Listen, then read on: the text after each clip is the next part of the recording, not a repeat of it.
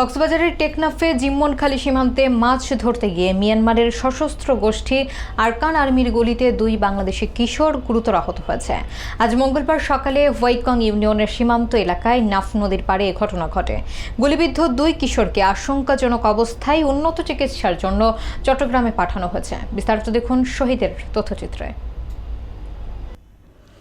কক্সবাজারের টেকনাফ সীমান্তে আবারও ওপার থেকে ছোড়া গুলিতে বাংলাদেশি সাধারণ নাগরিক হতাহতের ঘটনা ঘটেছে।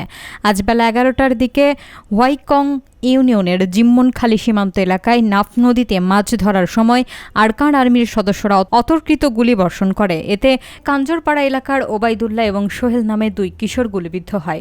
স্থানীয়রা জানান ওবায়দুল্লাহর মাথায় এবং সোহেলের হাতে ও পায়ে গুলি লেগেছে। ঘটনার পরপরই স্থানীয় বাসিন্দারা তাদের উদ্ধার করে উখিয়ার কুতুপালং MSF হাসপাতালে নিয়ে যান।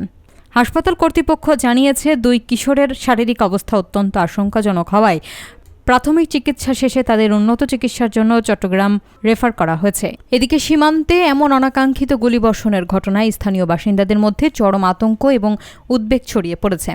বিজিবি ও স্থানীয় প্রশাসন এ বিষয়ে খোঁজ খবর নিচ্ছে এবং সীমান্ত এলাকায় নজরদারি বৃদ্ধি করা হয়েছে বলে জানা গেছে।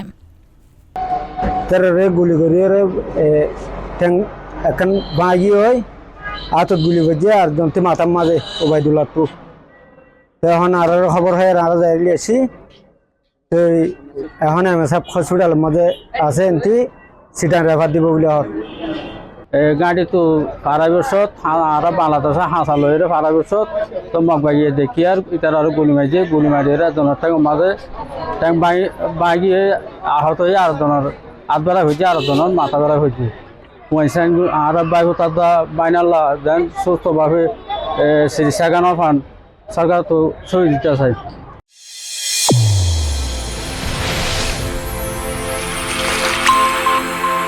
চ্যানেল A1 হৃদয়ের স্পন্দন।